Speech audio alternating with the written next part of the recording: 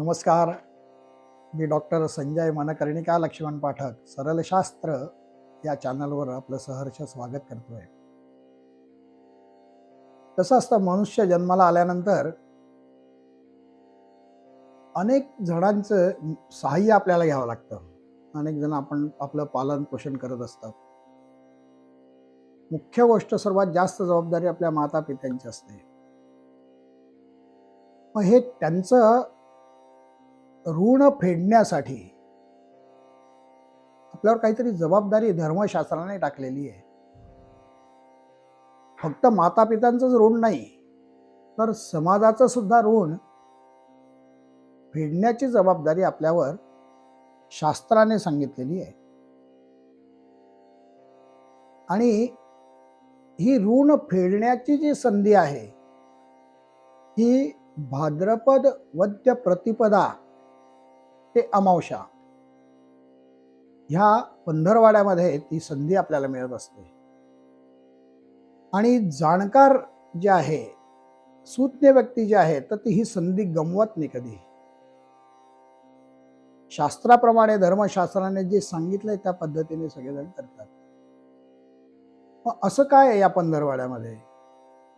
तर ज्याप्रमाणे श्रावण महिन्यामध्ये भगवान शंकराचा वास हा पृथ्वीवर असतो, त्याला कारण असं आहे की आषाढी एकादशीला ती शयनी एकादशी असते. ते पालन करता जो विष्णू आहे, हे विष्णू हे शयन म्हणजे झोपलेले असतात 4 महिने. जो चातुर्मास असतो, तर त्या चातुर्मासाचा हा जो महिना असतो, आणि मग ह्याची जबाबदारी भगवान शंकरांवर असते.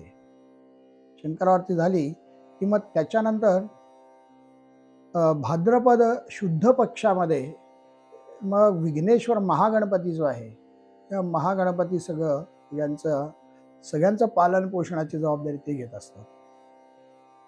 तसंच मग वद्य पक्षामध्ये सर्व पितरांची जबाबदारी असते. आणि म्हणून पितर जे आहे हे सगळे भूतलावर या ठिकाणी असतात. भाद्रपद संपल्यानंतर अश्विन जे आहे, या अश्विनामध्ये शक्ती, आदिशक्ती महामाया जी आहे, तर हिची देवीकडे आणि ही जबाबदारी असते. तर आपण आपलं ऋण जे आहे ते कसं फेडायचं? माता ऋण, पितृ ऋण, समाज ऋण. तर ही 15 दिवसाची जी संधी आहे, तर त्याच्यामध्ये काही अंशी तुम्ही हे ऋण फेडू शकतात. आपल्या वंशज जे आहे त्यांचं कर्तव्य ते आहे. आणि म्हणून भाद्रपद वद्य प्रतिपदा ते अमावस्या, या भाद्रपदातल्या अमावस्याला सर्व पित्री अमावस्या असं म्हणतात, पितरांच्या नावाने.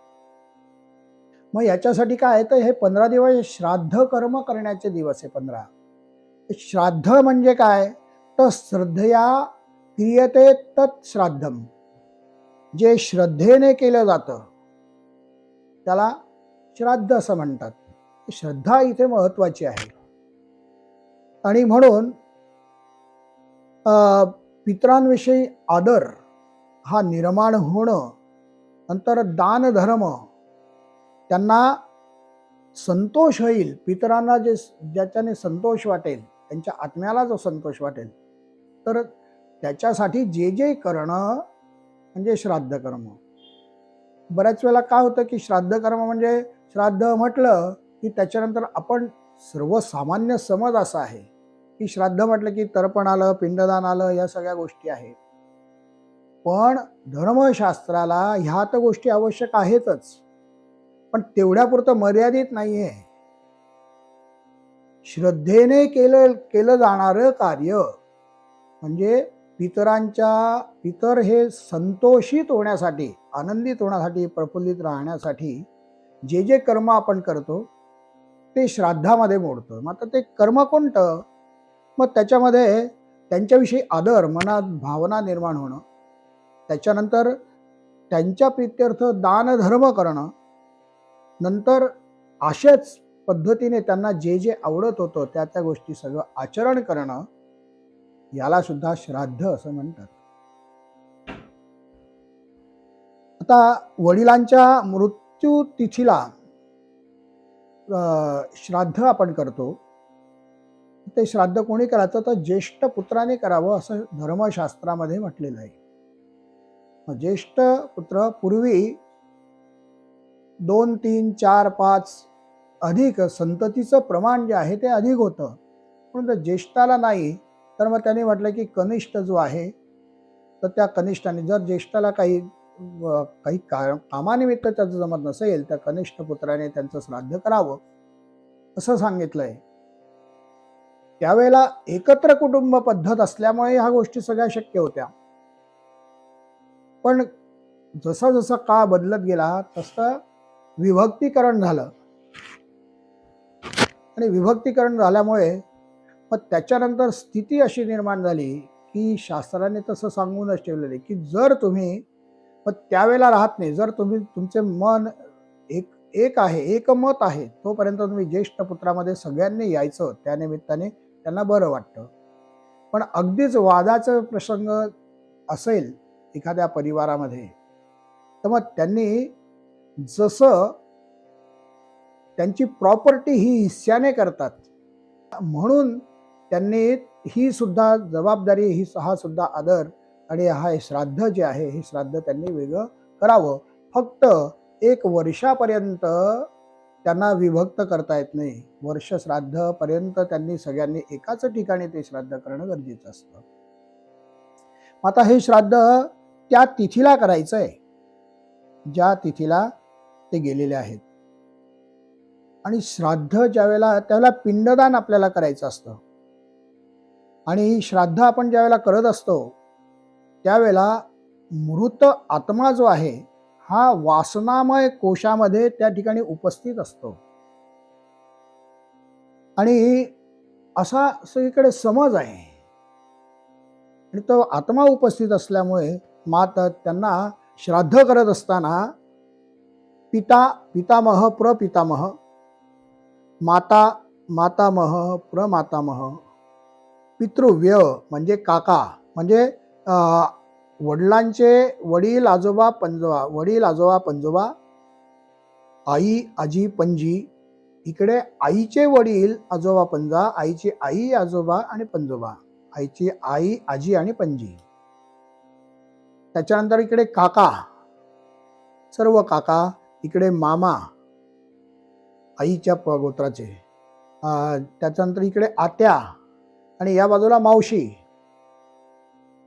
त्यानंतर भाऊ बहीण, हे सगळे तुमचे झालेत की मग त्याच्यानंतर अजून आपल्याला ऋण फेडायचं असतं की सासू सासरे, आणि मग त्याच्यानंतर आपले जे गुरु आहे या गुरूंनी पण आतापर्यंत आपल्याकडे सगळे संस्कार घडवलेले असतात, आणि म्हणून ते गुरु, त्या गुरूंना सुद्धा पाणी द्यायचंय, हे द्यायचंय त्यांना तर्पणाच्या वेळेला.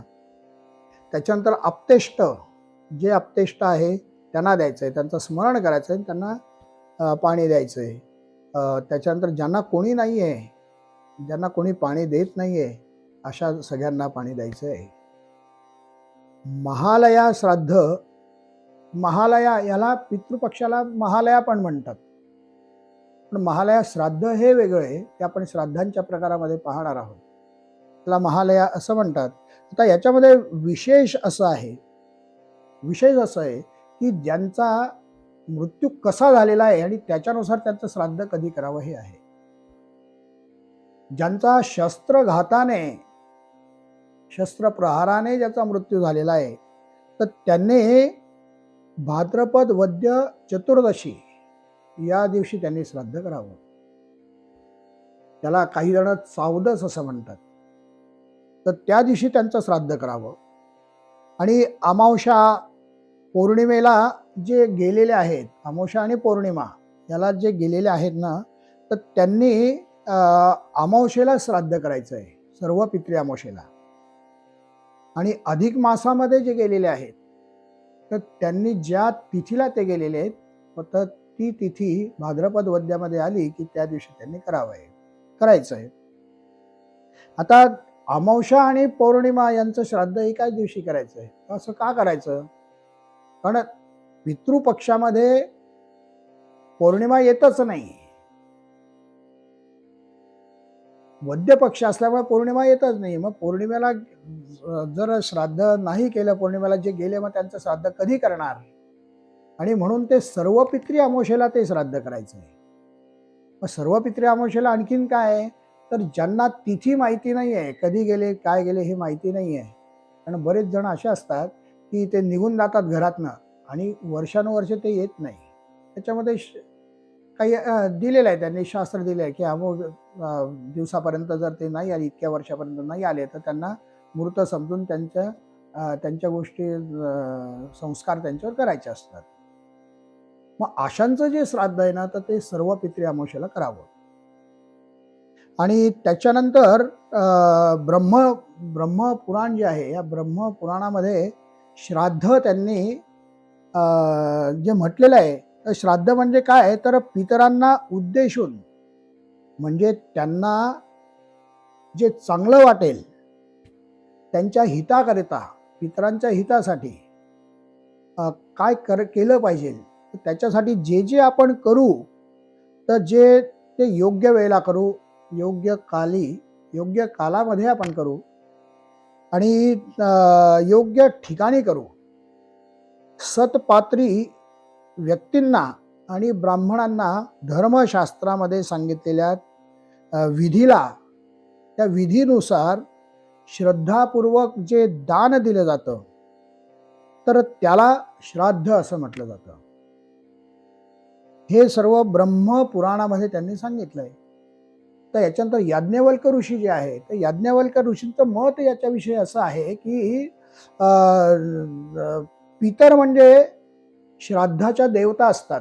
आता या श्राद्धाच्या देवता म्हणजे कोणत्या, तर वसु, रुद्र आणि आदित्य, या 3 देवता या श्राद्धाच्या आहे.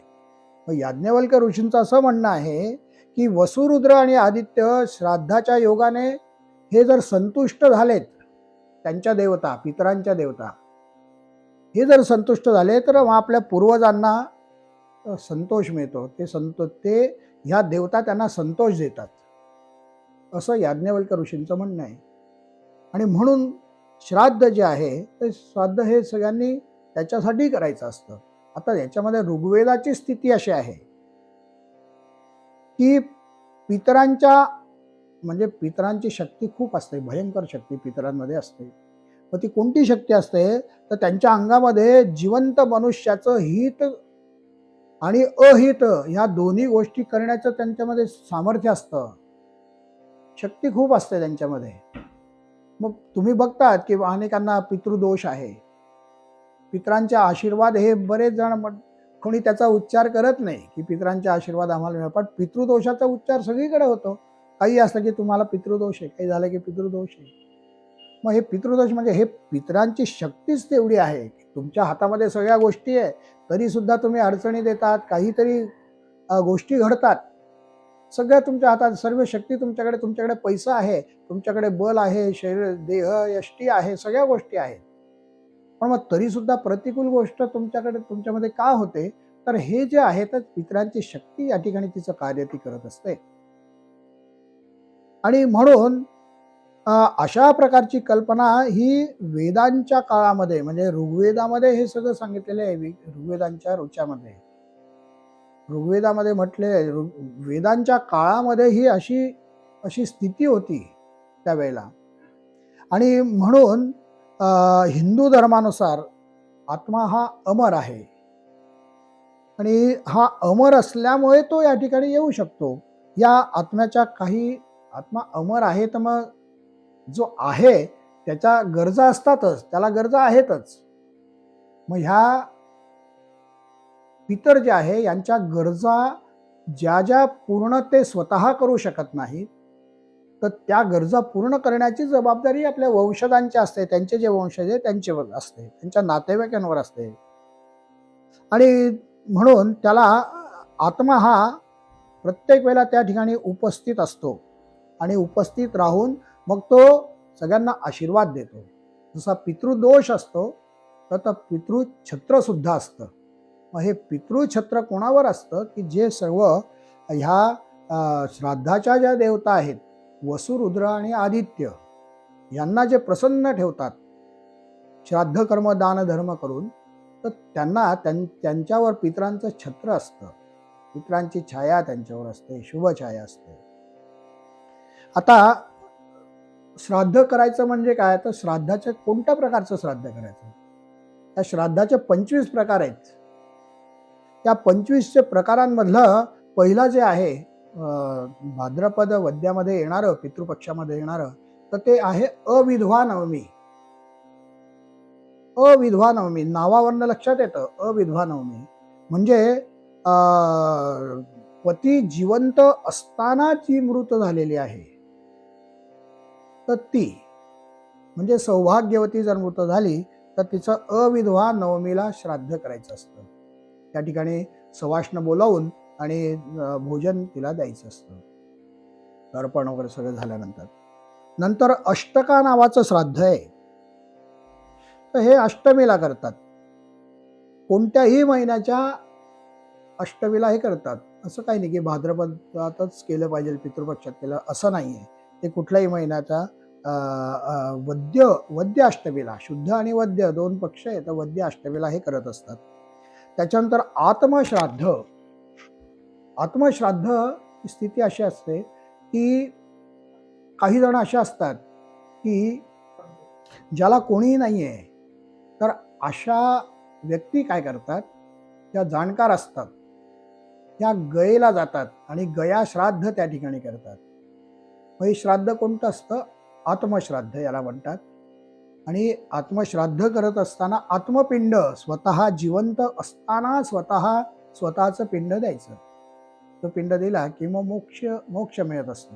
मग पुन्हा तुमच्या कोणी नाही केलं तरी काही हरकत नाही. आत्मा हा शांत असतो आणि आत्म्याच्या शांतीसाठी आत्मपिंड हे आधी दिलं जातं, तर त्याला आत्मश्राद्ध म्हणतात. त्याच्यानंतर एकोद्दिष्ट श्राद्ध आहे. तर एकोद्दिष्ट श्राद्ध म्हणजे एकाच दिवंगत व्यक्तीला उद्देशून श्राद्ध केलेलं, एकच दिवंगत व्यक्ती. बाकी आपण इतर वेळेला जे श्राद्ध करत असतो त्याला तर्पण करतो, आणि तर्पण करत असताना दोन्हीकडच्या 3-3 पिढ्यांना आपण देत असतो पाणी. तर ह्या एकोद्दिष्ट श्राद्धाच्या वेळेला फक्त जी व्यक्ती आहे तर त्या व्यक्तीच्याच नावाने आणि श्राद्ध केलं जातं. त्याच्यानंतर कर्मांग श्राद्ध आहे. तर कर्मांग श्राद्ध म्हणजे कर्म, तुम्ही जे कोणतं कर्म आहे, तर शुभ कर्म आहे तुमचं, त्याच्यामध्ये गर्भाधान संस्कार आहे, पुंसवन संस्कार आहे. तर हे संस्कार ज्या वेळेला असतात त्यावेळेला आपल्याला पितरांचं स्मरण करावं लागतं, आणि त्या पितरांचं स्मरण करून त्यांना तृप्त करावं लागतं. आणि म्हणून ते कर्माच्या वेळेला केलेलं श्राद्ध हे कर्मांग श्राद्ध असतं. नंतर काम्य श्राद्ध. काम्य श्राद्ध म्हणजे काय, की आपण कामना केलेली आहे काहीतरी, आणि ही माझं कामना पूर्ण हो, ही पितरांनी पूर्ण करो, आणि ही कामना पूर्ण होण्यासाठी जे श्राद्ध केलं जातं त्याला काम्य श्राद्ध असं म्हणतात. आणि याच्यामध्ये आणखी एक आहे की गोष्टी श्राद्ध. आता गोष्टी श्राद्ध म्हणजे काय, तर गप्पा करत असताना कोणीतरी आपला पितरांचा विषय काढलेला आहे, श्राद्धाचा विषय काढलेला आहे, आणि हे सगळं ऐकून एखाद्याला प्रेरणा मिळते त्याच्यातनं, किंवा उत्साह होतो, किंवा आपण पण करावं श्राद्ध. मग अशी प्रेरणा मिळून, गप्पांमधून प्रेरणा मिळून जे श्राद्ध केलं जातं त्याला गोष्टी श्राद्ध असं म्हणतात. त्याच्यानंतर आहे घृत श्राद्ध. घृत म्हणजे तूप. तर घृत श्राद्ध हे यात्रेमध्ये, तुम्ही यात्रेमध्ये गेलात की त्या क्षेत्रामध्ये आपण श्राद्ध करतात. मग ते श्राद्ध केल्यानंतर या श्राद्धामध्ये ब्राह्मणाला काही विशिष्ट प्रमाणात तूप हे दान द्यायचं असतं, म्हणून त्याला घृत श्राद्ध असं म्हणतात. हे यात्रेमध्ये करत असतात. त्याच्यानंतर चटश्राद्ध. चटश्राद्ध म्हणजे कसं असतं की तुम्हाला ब्राह्मण भोजनासाठी जर नाही मिळाले तर सांगते ब्राह्मण जे आहे, हे सांगते ब्राह्मण भोजन नाही करत. पण तुम्हाला भोजन करणारे ब्राह्मण हे वेगळे असतात श्राद्धाचं. पण ते जर नाही मिळाले तुम्हाला, तर चट म्हणजे दर्भाच्या ज्या काड्या असतात त्या दर्भाच्या काड्यांना ब्राह्मण समजायचं, आणि त्यांना ब्राह्मण समजून त्यांचं पूजन वगैरे करायचं, आणि त्यांच्या पुढे ताट वाढायचे. त्याला चटश्राद्ध असं म्हणतात. त्याच्यानंतर तीर्थश्राद्ध आहे. आता तीर्थश्राद्ध म्हणजे त्याच्यावर लक्षात येतं की गया आहे, प्रयाग आहे, काशी आहे, हरिद्वार आहे, हे जे संगमाचे जे स्थानं आहेत, तर त्या ठिकाणी श्राद्ध करणं, तर त्याला तीर्थश्राद्ध असं म्हणतात. त्याच्यानंतर दैविक श्राद्ध म्हणजे देवतांना प्रसन्न करून घेण्यासाठी श्राद्ध. लक्षात घ्या, देवतांना प्रसन्न करा म्हणजे पितरांचं महत्त्व तुम्हाला सांगतोय. 1 पिढी, 2 पिढी, 3 पिढी यांना का करायचं, तर देवतांना प्रसन्न करण्यासाठी आधी पितरांना तुम्ही प्रसन्न करा. धर्मशास्त्रामध्ये सांगितलेलं आहे, धर्म सिंधू नावाचा ग्रंथ आहे आपल्या धर्माचा. त्याच्यामध्ये त्यांनी सांगितलं की ज्या वेळेला एकच दिवसाला तुम्हाला पितृकर्म करायचंय आणि देवाचं पण कर्म करायचंय, तर मग तुम्ही करणार काय, अगोदर काय करणार? सर्वसामान्य व्यक्ती करतो की देवाला आधी मान द्यायचा, पण नाही, तसं नाही.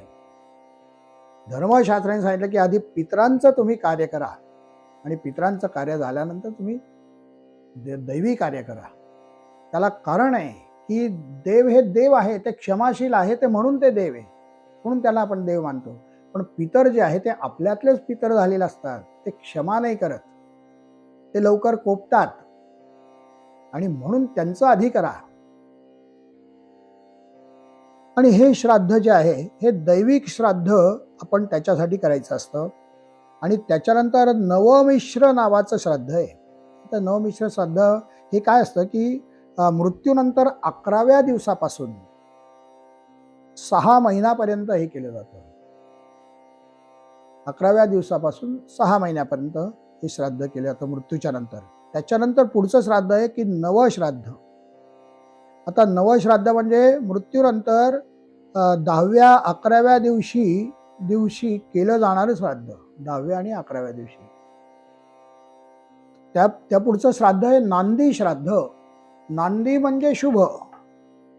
शुभ श्राद्ध करायचं ज्यावेळेला आपल्याकडे शुभ कर्म असेल, तुमचं संस्कारातले काही शुभ कर्म असतील, संस्कार असतील, उपनयन संस्कार झाला, त्याच्यानंतर तुमचा विवाह संस्कार झाला, अन्नप्राशन संस्कार, या सगळ्या गोष्टी ज्यावेळेला असतात ना, तर त्यावेळेला नांदी श्राद्ध, त्यावेळेला पितरांचं स्मरण करून आणि त्यांचं श्राद्ध करायचं असतं. त्यानंतर नित्यश्राद्ध, नित्य तर्पण हे करायला सांगितलेलं आहे.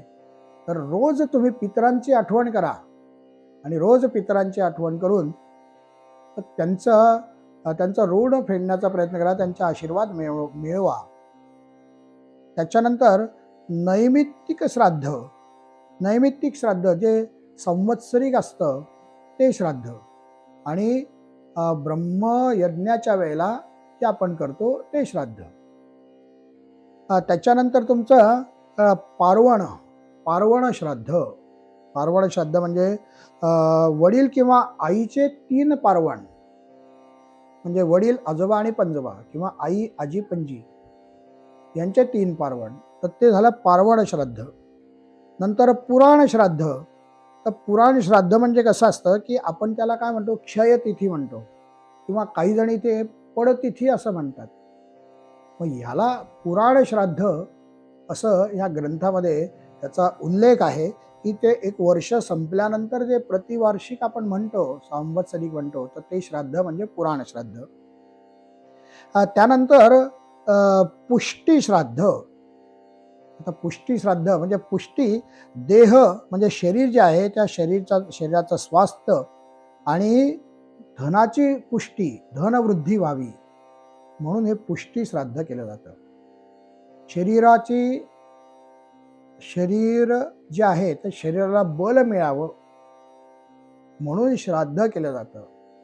श्राद्ध केलं म्हणजे मग ही मागणी कोणाकडे आपण, तर मागणी आपण बलासाठी शक्यतो बजरंग बलीची आपण स्मरण करत असतो, पण या ठिकाणी बल प्राप्त होण्यासाठी पितरांचं सुद्धा त्यांनी सांगितलेलं आहे की पुष्टी श्राद्ध तुम्ही करा. तुमचे जे देह आहे त्याच्यातल्या सगळ्या गोष्टी हे म्हणजे ज्या प्रतिकूल गोष्टी आहेत त्या नाहीशा होतील. त्याच्यानंतर ह्या पुष्टी श्राद्धामध्ये आणखीन एक गोष्ट आहे की जर तुम्हाला त्वचा रोग आहेत आणि कधीच बरं होत नाही, सगळे उपचार करून हे ते केलं, ते बरे होत नाही, मग त्यावेळेला त्यांनी सांगितलं की तुम्ही विष्णू श्राद्ध करा, विष्णू तर्पण करा. विष्णू तर्पण फक्त करायचं रोज, आणि त्याच्याने तुमचा त्वचा रोग जो आहे हा बरा होतो असा अनुभव सगळ्यांना आहे. तर त्याच्यानंतर पुढचं जे श्राद्ध आहे ते भरणी श्राद्ध. भरणी श्राद्ध म्हणजे भाद्रपद वद्यामध्ये पंचमी किंवा चतुर्थी किंवा पंचमी या दोन तिथ्यांपैकी एका तिथीवर जर भरणी नक्षत्र आलं तर त्या दिवशी भरणी श्राद्ध गेलेल्या व्यक्तीचं करत असतात. आणि त्याच्यानंतर पुढचं जे श्राद्ध आहे ते महालय श्राद्ध. महा म्हणजे मोठे आणि आलय म्हणजे घर. मोठ्या घरातलं श्राद्ध आपल्याला करण्याचं आहे. आता हे विश्वची माझे घर या ठिकाणी हे आपण गृहीत धरायचं आहे. आणि म्हणून महालया श्राद्ध करत असताना एरवी आपण तर्पणाने पाणी देत असतो फक्त, पण महालया श्राद्धामध्ये प्रत्येकाला पिंडदान करायचं आहे. पिंडदान प्रत्येकाला करायचं आहे. म्हणजे मग आईकडचे, इकडचे, आपल्याकडचे, आईकडचे, त्याच्यानंतर आज शेजारचे पाजारचे सगळे आते मामे मावस जेवढे काही नातेवाईक आहेत जे गेलेले आहेत तर त्या सगळ्यांचं स्मरण करून आणि त्यांना प्रत्येकाला पिंड द्यायचं आहे. आता इथे एवढंच नाही तर देशात परदेशामध्ये जेवढे आप्तेष्ट आहे ते, त्याच्यानंतर ज्यांना कोणीही नाही आहे करणारं त्यांना द्यायचे. अनामिक पिंड काही आहेत या ठिकाणी ज्यांचं नाव नाही आहे, गोत्र नाही, नाव नाही, यथा गोत्रोत्पन्नम यथा नामनीम असं म्हणून, आणि त्यांना हे पिंडदान त्यांना स्वतः करायचं आहे. धर्मशास्त्रात एवढा बारीक विचार केलेला आहे आत्मीयतेचा, त्याच्यानंतर तुमच्या उपकारांचा, की आपल्याकडे जे पाळीव प्राणी होते तो कुठले असो, कुत्रा असो, मांजर असो, बैल असो, घोडा असो, हत्ती असो, कोणीही असो, तर त्यांची नावं पूर्वी त्यांना नावं ठेवायचे आहे. म्हणजे नाव त्यांना विशिष्ट असं नामकरण त्यांचं झालेलं असायचं, आणि मग त्यांना त्यांचं नाव घेऊन आणि त्यांना सुद्धा पिंड या ठिकाणी महालया श्राद्धामध्ये द्यायला सांगितलेले. त्यानंतर मातामह श्राद्ध, त्याला दौहित्र म्हणतात. कसं असतं की आपण आपल्या वडिलांचं, आपल्याकडचं सगळे करतो आपल्या गोत्रांचे, पण आईकडच्यांचं पण आपल्यावर उपकार असतात. मामाकडचे जे आहे ना, तर आपण लहानपणी त्यांच्याविषयी आपल्याला जास्त आकर्षण असतं. विवाह संस्कारामध्ये मामा पण लागतात, सगळं ह्या गोष्टी सगळ्या असतात, इकडे आत्मीयता असते. पण मग आपण त्यांचं ऋण कसं काय फेडणार? ह्या सगळ्या गोष्टी ते करतात, त्याची भावना आपण त्याचा काहीतरी महत्त्व त्याला दिलं गेलं पाहिजे, त्यांच्या सहकार्याला, त्यांच्या आत्मीयतेला. आणि म्हणून या ठिकाणी त्यांनी सांगितलंय की तुम्ही मातामह श्राद्ध करायचं. मातामह म्हणजे आईचे वडील. मग आईचे वडील म्हणजे हे मुलाने करायचं नाही श्राद्ध. मुलगा तर तिकडे त्यांचा करतच असतो आईच्या वडिलांचा. मग इकडे म्हणजे मुलीच्या मुलाने म्हणजे नातवाने करायचं हे श्राद्ध आहे. नातवाने आईच्या वडिलांचं श्राद्ध करणं. मातामह श्राद्ध जे ना हे कधी करायचं तर अश्विन शुद्ध प्रतिपदा, हे महत्वाचं लक्षात घ्या. हे पितृपक्षातलं श्राद्ध नाही. पितृपक्ष संपला की लगेच दुसऱ्या दिवशी जे आहे नवरात्र सुरू होतो, आणि नवरात्राच्या पहिल्या दिवशी मातामह श्राद्ध करायचं आहे. म्हणजे आपल्या आईच्या वडिलांचं श्राद्ध तर्पण या दिवशी करायचं आहे आपल्याला. आणि त्याच्यानंतर आपल्याला शुद्धी श्राद्ध करायचं आहे.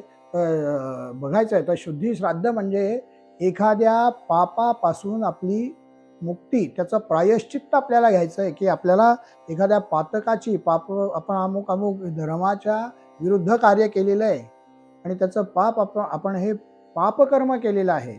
मग याची जाणीव झाली की आपण हे जे श्राद्ध आहे तर ते हे शुद्धी श्राद्ध त्या ठिकाणी करायचं आहे. त्याच्यानंतर हे महत्वाचं, आता मी जे श्राद्ध सांगतोय अत्यंत महत्वाचं आहे, सपिंडी श्राद्ध. सपिंडी श्राद्ध म्हणजे प्रेतावर जे संस्कार होतात त्या प्रेतावर होणाऱ्या संस्कारांच्या नंतर म्हणजे गेल्यानंतर 12व्या दिवशी हे सपिंडी श्राद्ध करतात. सपिंडी श्राद्ध म्हणजे कसं असतं, पिंड हे 3 द्यायचेत.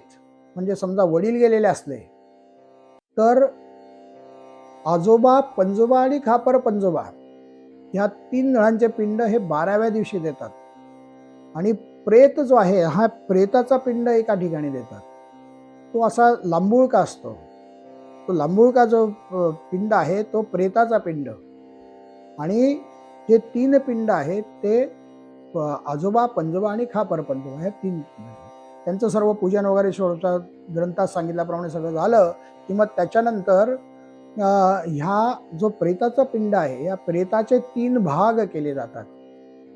आणि 3 भाग केल्यानंतर मग नंतर आजोबा, पंजोबा आणि खापर पंजोबा याच्यामध्ये त्यांचं मिलन केलं, मिश्रण केलं, एकजीव ते केले जातात. या पिंडामध्ये या पिंडाचा भाग एकजीव केले जातात आणि मग होतात 3 पिंड तयार होतात. मग हे 3 पिंड तयार झाले की मग खापर पंजोबा जो आहे 4थ्या पिढीच्या, तर त्यांना या ठिकाणी ते लुप्त होतात, त्यांना मोक्ष मिळतो. आता पितर राहिलेत आता 3 पिढ्यांचे. मग आता जे गेलेली व्यक्ती आहे म्हणजे वडील, आजोबा आणि पंजोबा, आता हे पुढचे जे 3 पिंड तयार झालेले आहेत ह्या तिघांच्या नावाने ते 3 पिंड द्यायचे. आणि 4था पिंडाचा आता विषय नाही आहे, म्हणून हे 3च पिंड त्या ठिकाणी द्यायचे. म्हणून आपण जे 3 पिढ्यांपर्यंत अधिक महत्त्व असतं, तर 3 पिढ्यापर्यंतच्या पितरांना आपण नेहमी त्यांची सेवा करायची, त्यांच्या आत्मा संतोषित होईल असे जे जे कर्म आहे ते करत राहायचे. त्यानंतर सपिंडी श्राद्ध झाल्यानंतर शेवटचं जे श्राद्ध आहे ते सर्व पितृ श्राद्ध. भाद्रपदातल्या वद्यामध्ये येणारी जी अमावस्या आहे याला सर्व पितृ अमावस्या असं म्हणतात. आपण बघितलं तर या सर्व पितृ म्हणजे आता यांच्या व्यतिरिक्त जेवढे पितर आहेत त्या पितरांना या दिवशी श्राद्ध करायचं आहे. ज्यांना माहिती नाही आहे की आपल्या पूर्वजांची तिथी कोणती आहे ती माहीत नाही आहे, मग त्यावेळेला ते श्राद्ध सर्व पितरीला करायचं. त्याच्यानंतर समजा तिथी माहिती आहे, अष्टमीला श्राद्ध आहे, पण त्या दिवशी काही अडचणी, नैसर्गिक अडचणी आल्या किंवा ते करू शकले नाही त्या दिवशी, मग याचा लोप व्हायला नको, याचा दोष लागायला नको किंवा खंड पडायला नको. आणि म्हणून त्या उद्देशाने सर्व पितृ अमावस्येच्या दिवशी हे राहिलेलं श्राद्ध, जे श्राद्ध राहिले ते सर्व पितृच्या दिवशी करावे. आता हे आपलं झालं पितृपक्षातलं. पण एरवी सुद्धा तुमची जर तिथी एखादी तुम्ही करू शकले नाही, काही नैसर्गिक अडचणी आल्या किंवा व्यावहारिक अडचणी आल्या, तर त्या महिन्याची जी अमावस्या असते त्या अमावस्येला ते श्राद्ध, राहिलेलं श्राद्ध करावं. पण श्राद्ध हे राहू देऊ नये. 3 पिढ्यांपर्यंत जे आहे ह्या सगळ्या गोष्टी त्यांच्या झाल्या पाहिजे, त्यांचे आशीर्वाद आपण घेतले पाहिजे. या ठिकाणी आपण ही माहिती घेतलेली आहे. याच्या व्यतिरिक्त जर असेल तर आपण संपर्क करून आणि विचारू शकतात. तोपर्यंत नमस्कार.